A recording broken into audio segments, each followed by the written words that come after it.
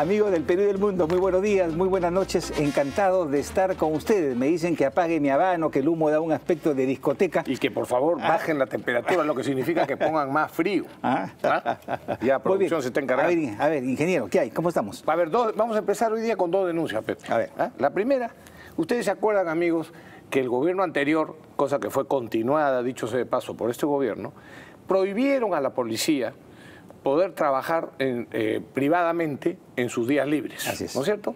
Porque según ellos era indigno de un policía cuidar una bodega, cuidar un banco, cuidar una casa, cuidar lo que fuera. Los policías, que ganan poco, que deberían de ganar más, pero que no se puede pagarles todavía lo que se debería de pagar, como en otros países, se recursea usando sus días libres, algunos por lo menos, para ganarse unos centavos. Unos centavos sí, que no es poco, a veces es de 30 o 40%, o a veces hasta el 50% de lo que es un sueldo de la policía. Muy bien, el gobierno anterior lo prohibió. Como una innovación, dijeron, no, eso denigra al policía, así que se acabó. Hoy día, cualquier policía que es descubierto como trabajando en sus horas libres, en sus días libres, es considerado falta gravísima y por tanto puede ser expulsado de la institución. Es expulsado. La sanción es expulsión de la policía, cosa que es evidentemente una exageración. Solo pueden trabajar si es que el Ministerio del Interior o la Policía Nacional tiene un acuerdo, un convenio con determinados establecimientos. Por ejemplo, con los bancos. Se acaba de anunciar hoy día que ante la ola nueva de asaltos a los bancos, cosa que ya no existía en el Perú hace muchos años, que ha vuelto, lógicamente, porque los asaltantes dicen, ya no hay policías, hermano, más fácil robar el banco. Entonces han vuelto a la ola de asaltos. Bueno, la Asociación de Bancos, ASBank, ha firmado o está por firmar un nuevo convenio con la policía y con el Ministerio del Interior para que nuevamente los policías puedan trabajar en sus días franco cuidando los bancos. Dicho sea de paso, eso además colabora con la seguridad, porque ves a policías uniformados, a más cantidad de policías uniformados en la calle. Policías conocidos me decían que ellos a veces en sus días francos han podido intervenir más veces a personas que delinquen que cuando estaban de servicio metidos en su comisaría o lo que fuera. O sea que hasta para eso era conveniente. Muy bien, pero aquí la denuncia. Resulta que ahora solo pueden trabajar cuando hay convenio. Ya, pero en el convenio se establece que el 6% de lo que, por ejemplo, un banco le paga al policía, se lo queda el Ministerio del Interior o la Policía Nacional. El 6%. Es decir, si ganaban 150 soles por día, ahora van a ganar 105 soles, 106 soles, porque se quedan con el 6%. ¿A santo de qué? Eso es un robo. Eso es un robo del Ministerio, de la institución policial a los propios policías. Así que, si nos está escuchando, y si no nos escucha, que le pasen la voz al Ministro del Interior, cambien eso. No sean abusivos, francamente no sean abusivos. No sean abusivos, no sean prepotentes, no sean sinvergüenzas y dejen que los policías ganen lo que les corresponde. Por supuesto. Porque pues es un deber casi patriótico mejorar la condición económica y social de esta gente, ¿no? Así es. Que se juega la vida todos los días por nosotros. Así es. Bueno, y la otra denuncia. Ustedes se acuerdan que había un terminal terrestre en Fiori, en San Martín de Porres, ¿no? Muy bien.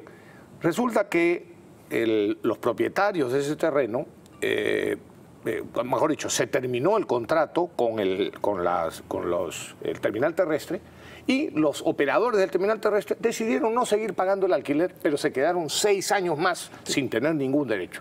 Durante 6 años los dueños de ese terreno han litigado. La municipalidad de San Martín de Porres los apoyaba, como es lógico, porque quería recuperar el desorden, las calles invadidas, ambulantes, gente de mal vivir, drogadictos, etcétera, etcétera. Todo un ambiente informal desastroso.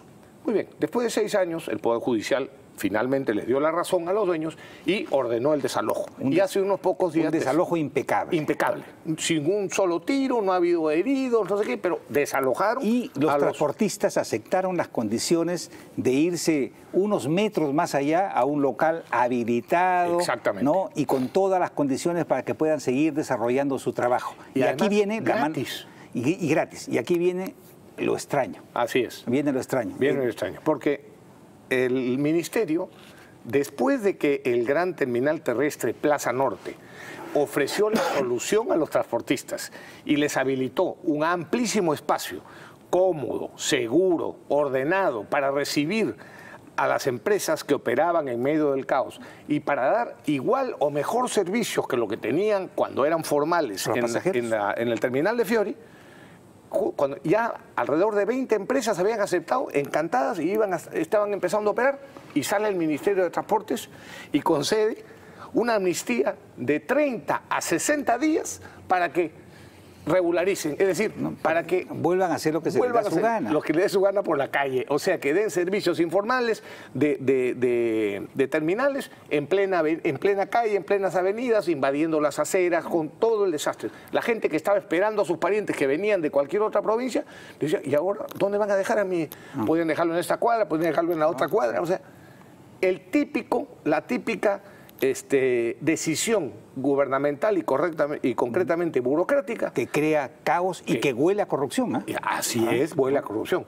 Yo, que conocemos nosotros al ministro de Transportes y que consideramos que es de primera, el señor Bruno Yufra, invocamos también al señor Bruno Yufra que se entere de este tema y ponga las cosas en orden. Porque no es lógico que den una amnistía para que la informalidad campee otra vez durante 30 o 60 días, ¿no? Así que ponga en su sitio, señor ministro, estudie este tema y decida como usted sabe decidir las cosas y dándole la razón a quien la tiene. Sobre todo cuando no les está costando, lo están ofreciendo gratis las empresas de la zona. Es decir, porque lo que quieren es que se recupere el orden y la limpieza de esas calles para beneficio de todos los vecinos. Y a ver, vamos entonces, Rafael, a un tema delicado, ¿no? Que es el que tiene que ver con el futuro de PPK, ¿no? Sí. Que está en discusión, ¿no? Que se ve gris y sombrío. El señor Elmer Cuba, que es un respetado economista, miembro del directorio del Banco de Reserva, y además de eso socio de Macrocónsul, que es una empresa de asesoría económica y financiera, él cree que lo mejor para el país sería que PPK renuncie y que Vizcarra ocupe su lugar. Por supuesto. Las razones que menciona Cuba son varias. En primer lugar, el presidente tiene muy poca credibilidad, no solo ante la opinión pública, sino, y esto es lo más grave, ante los principales agentes económicos del país, ¿no? A nivel nacional e internacional. En segundo lugar, PPK está muy debilitado y con una agenda política económica que en realidad, lo dice él, no existe, ¿no? Por último, dice... Fíjense, lo que supuestamente más podría haber hecho Kuczynski por el Perú, que es la cuestión económica, hasta eso lo está haciendo mal. Por último, no por la ministra, por la ministra, que es muy buena. Por último, es un gobierno precario y hay una vacancia implícita en el ambiente. Luego viene Fernando Rospigliosi, quien pinta la cancha política así. Un ejemplo, un político moderado como César Villanueva de APP, que respaldó a PPK en diciembre, dice ahora que está listo para votar por la vacancia, ¿no? Luego, y que PPK renuncie y que asuma a Vizcarra. El vocero del APRA, Mauricio Mulder, sostiene que PPK se ha convertido en un escollo para el país y que la renuncia realmente podría ser una buena solución para el país. Lo mismo piensan los comunistas del Frente Amplio y de Nuevo Perú. Incluso miembros de su propia bancada de PPK apoyarían la vacancia. En suma, la situación ha cambiado rápidamente. Hace algunas semanas eran muy pocos los que creían que la vacancia era una posibilidad real y cercana, ¿no? Ahora los papeles se han invertido y son pocos los analistas que piensan que PPK podría llegar al año del bicentenario. Ahora bien, las declaraciones que hará Jorge Barat a fines de febrero probablemente añadirán nuevas evidencias con lo que PPK tendría que optar entre la renuncia y la vacancia. Si a esto agregamos, ¿no?, sus problemas de salud, que no son pocos, y un ambiente social hostil, su futuro es bastante gris. Hoy día en el programa Panorama se han publicado como 150 comunicaciones financieras que el BCP ha mandado a la Superintendencia de Banca y que van a hacer una investigación al respecto con respecto a pagos millonarios, ¿no? Exactamente. Entonces, Por eso digo, el panorama pinta bastante delicado. Nosotros lo hemos conversado varias veces con Rey este asunto, ¿no? Y pensamos que efectivamente PPK en estos momentos es como un clavo en el zapato del Perú, ¿no? Su renuncia y su reemplazo por Vizcarra sería algo así como un soplo de aire fresco, ¿no? Ello originaría, primero, un acuerdo parlamentario para sostenerlo. Eso, y una agenda mínima de gobernabilidad, para llegar con buen pie al bicentenario, ¿no? Entonces, esto no es una especulación, esto es algo que se viene, y para lo cual hay que estar preparados. Hay que estar preparados y hay que tratar de que cuanto antes el presidente y su entorno más íntimo se convenza de que es no solo lo mejor para el Perú, sino la única salida posible para el Perú. O su renuncia voluntaria, que es el menos mal para él, el menor de los males, desgraciadamente va a provocar tarde o temprano la vacancia. Por otro lado, recordemos que entre las cosas que PPK trató de hacer o a las que recurrió en los últimos días cuando estaba por ser vacado, acuérdate, le dijo, yo acepto, ahora sí, ir a la comisión Lavajato, ¿te acuerdas? Y dijo, pongan fecha, por favor, ¿no? Pongan fecha.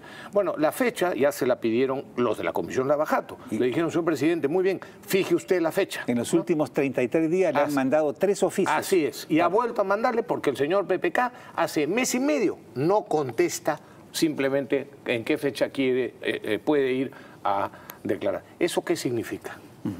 No haga el calvario más largo de lo que el Perú ya está necesitado, señor presidente. Perdón, pero es un desastre. Y ahora está de moda en los medios de comunicación hablar sobre la comisión, sobre la Corte Interamericana de Derechos Humanos, ¿no?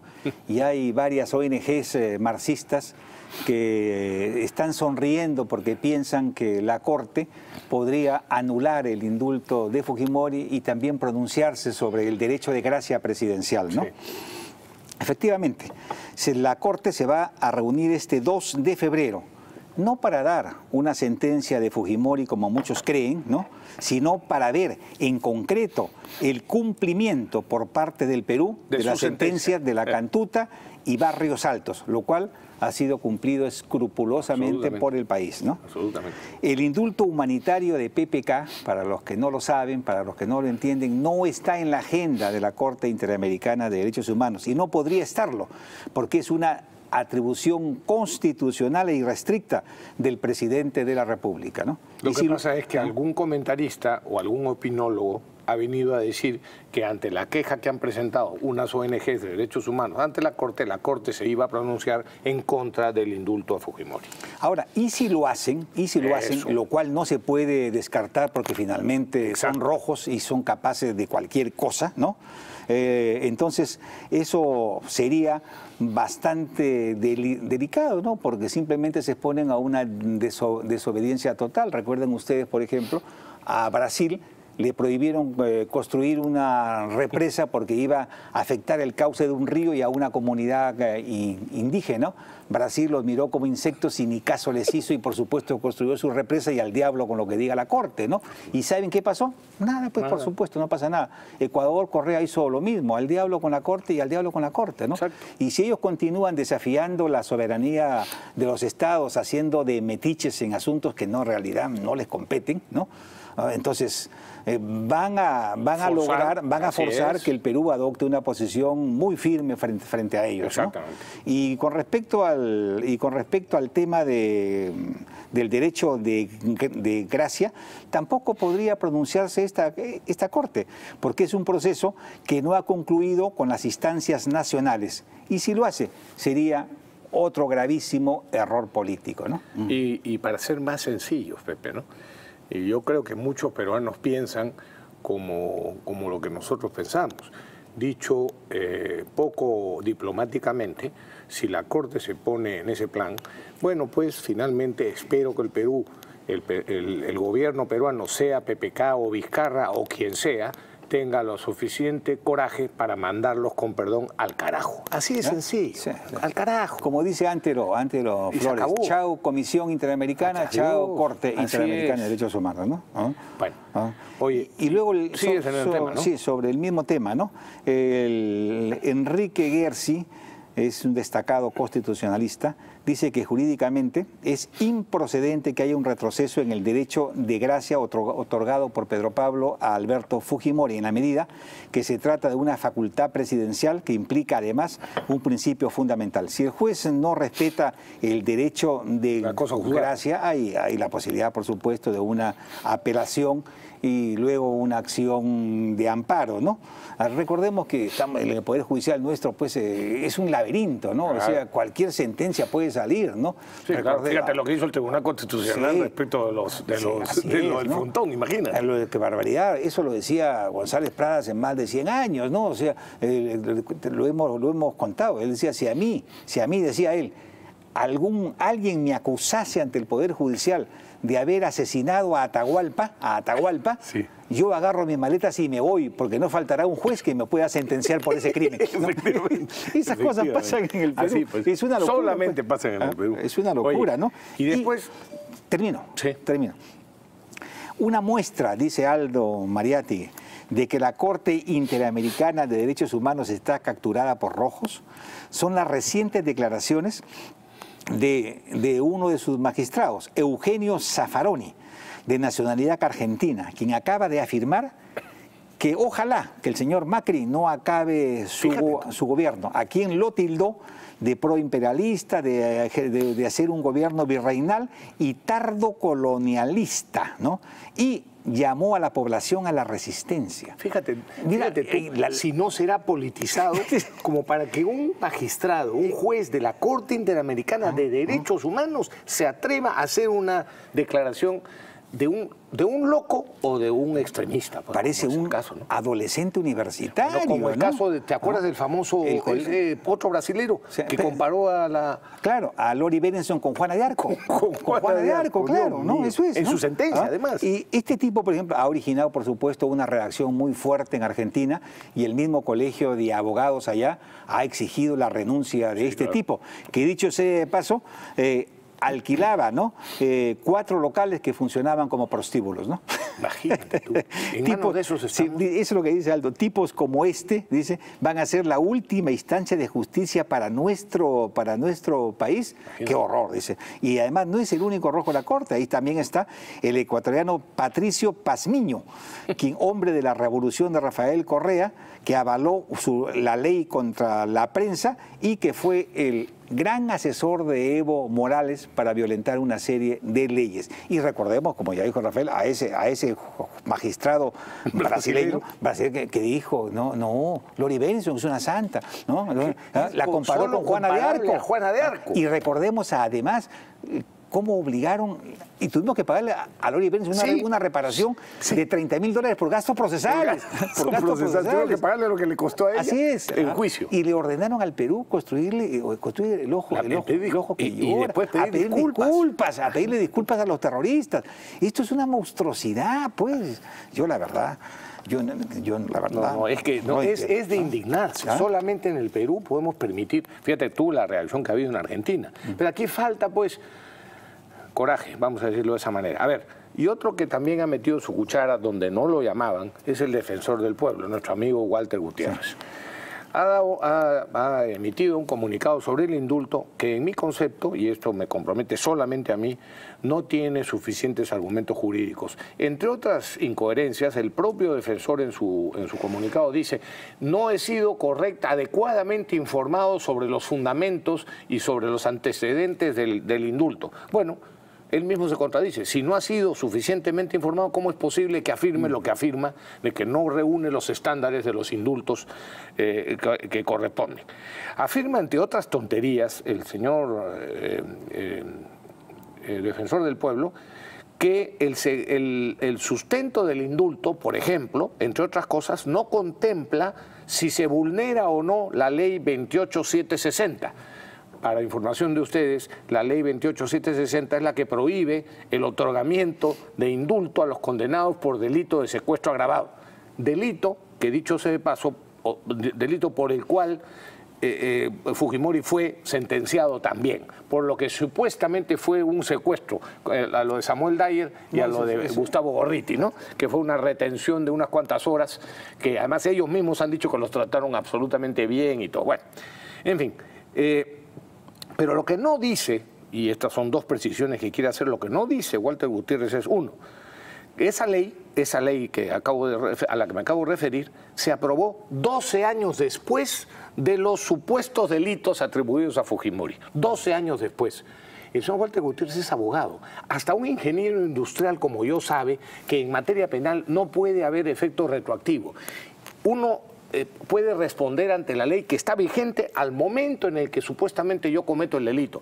Pero si una cosa que no era delito o algo que no estaba castigado de determinada manera se legisla tiempo después de que yo cometí el delito, no me pueden aplicar retroactivamente esa norma. Así que hasta solo la mención de esa norma es una barbaridad jurídica de parte del defensor del pueblo. Y lo segundo,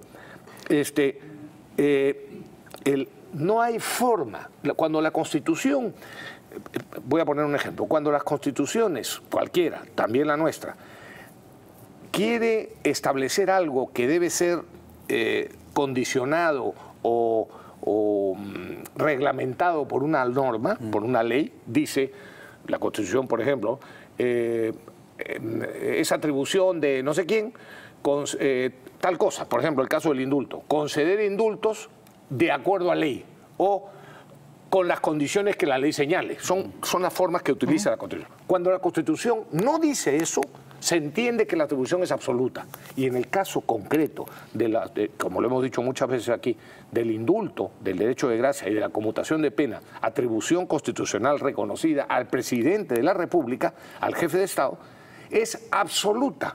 Es decir, el indulto que PPK ha querido llamar humanitario para ahorrarse problemas, pero sabiendo, como decíamos muchos, que por el contrario se iba a generar problemas porque iban a decir, no, que la información de este médico no es adecuada, cosa que ha pasado, ¿no? En lugar de llamarlo humanitario, debió simplemente hacerlo porque era su atribución y punto, sin necesidad de darle explicaciones a nadie. Alguien dice, eso es una cosa monárquica. Efectivamente, es un residuo monárquico. Así lo mantuvo el Perú en todas sus constituciones y así quisimos mantenerlo los constituyentes del año 93. Así que a llorar a la playa. Pero eso se entiende que cualquiera lo pueda decir, pero no un abogado y un defensor del pueblo. Pero bueno. Bueno, yo estoy un poco entrampado en el tema, ¿no? Yo soy muy amigo de Walter Gutiérrez, lo conozco hace más de 40 años, ¿no? Siempre le he reconocido cualidades como corrección, decencia, inteligencia, ¿no? Pero me parece que en este tema no se han detenido a pensar en las consecuencias, ¿no? O en la reacción, ¿no? Tan es así que hasta ahora le han presentado, ahora el grupo de Kenji le han presentado o están por presentarle una acusación. Es un absurdo eso. Una acusación constitucional, lo cual es absolutamente ridículo. Además es un grupo pequeño, sin mayor representatividad. Equivocado o no, digo yo aquí, el defensor del pueblo tiene derecho a expresar un punto de vista que en mi concepto ha motivado un sano debate nacional, ¿no? Sí, claro. Ya está, eso es. Así es. Eso es. Bueno, y yo no quiero dejar de que pase el primer segmento, Pepe, para pronunciar sobre otro asunto que realmente indigna, que es el caso de Venezuela, el caso de los venezolanos aquí en el Perú, sí, y la posible asistencia del criminal de lesa humanidad, asesino y tirano de Venezuela, Maduro. A ver, hay alrededor de 100.000. Saquen la foto del señor Maduro, por favor, sí, producción. No nos interesa hacerle propaganda a ese señor. Hasta la foto a mí realmente me indigna. Repele. A ver, hay 100.000 venezolanos más o menos que han migrado al Perú. Se están produciendo hechos xenófobos, de exageraciones de peruanos, de maltratos a los venezolanos en las calles de Lima, que han sido denunciados ya por algún medio de comunicación y que nosotros también queremos denunciar. Pero yo lo quiero hacer desde el punto de vista humanitario. No podemos imaginarnos lo que significa para para cualquier ciudadano del mundo sufrir lo que están sufriendo los venezolanos y tener que emigrar muchas veces solos, dejando a su familia para poder enviarles alguito de dinero que alivie en algo la pobreza, la miseria en la que están viviendo sometidos por este tirano de Maduro. ¿Sabes cuánto antes que siga, ¿sabes cuánto es el sueldo de un venezolano allá normal?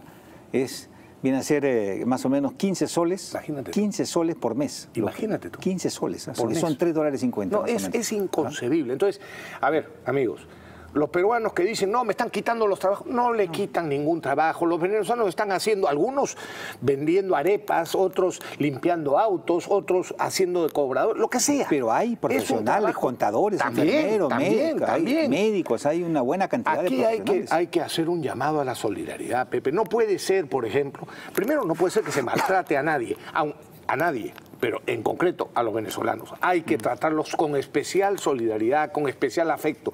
No hay venezolano que yo me encuentre en la calle que no le diga, en cuanto me doy cuenta que son venezolanos, que le pido, siéntete como si estuvieras en tu propio país. Porque realmente en algo hay que tratar de compensarles emocionalmente, por lo menos, el sufrimiento que llevan por dentro. La palabra sobre el tema, ¿me permite usted, ingeniero? Como interrupción. Como interrupción. A ver, adelante, pero después voy a terminar, Iván. Ya, los rojos del Congreso evalúan presentar un proyecto de ley para regular la llegada de venezolanos al Perú. Justiniano Apaza, en concreto. Sí, habría que recordarles a estos compinches del criminal Maduro que en la década de los 80 unos 120.000 peruanos fueron acogidos generosamente por Venezuela y por sus líderes democráticos. Más de 120.000 peruanos. Exactamente. Es un buen momento para devolver el gesto, ¿no? Esto, claro, no lo pueden entender los rojos porque de una u otra manera actúan como mercenarios de Nicolás Maduro en el Perú, ¿no? En Venezuela ahora mismo hay unos más o menos 30.000 peruanos, ¿no? Que me imagino que ya deben estar de regreso hace rato, salvo que sean masoquistas, ¿no? En Chile y Argentina, en Chile y Argentina son más o menos 300.000 peruanos, ¿no? En Estados Unidos son unos 700.000 peruanos, ¿no? En el mundo en general son más o menos algo más de 3 millones de peruanos que están trabajando y mandan unos 3.500 millones de dólares a sus respectivas familias, ¿no? Así de que somos un país también, ¿no?, que ha lanzado su peronidad por todo el mundo, unos empujados por crisis, por necesidad de trabajo. Yo conozco médicos y enfermeras muy sobresalientes que han tenido que irse a buscar otros trabajos, porque aquí no los ponderan como debe de ser, ¿no? Así que tratemos con respeto, como dice Rafael, a esta gente, porque esa es la situación en la que podríamos estar nosotros o nuestros propios hijos, ¿no? Así es. Así que nada de chauvinismos, nada de insultarnos, de maltratarnos, ni de pensar que nos están quitando trabajo, y mucha solidaridad. Y bueno, ya desgraciadamente, como me interrumpiste, ¿no?, se me perdió lo que quería comentar, así que si me acuerdo lo comento. Si te acuerdas lo comentas, y si no, ya, vamos a la pausa. Y regresamos con el lío de Chosica, Las Quebradas, y están ahora bloqueando la carretera porque se han puesto en los cauces de los ríos y quieren que el Estado vaya otra vez a protegerlos, ¿no? Cosa que no va a ser ni ahora ni nunca, ¿no? Pero ahora vamos a ver. El Perú. Estamos en el Perú, el país al revés, como dice Lucho García Miró, donde nada el pájaro y vuela el pez.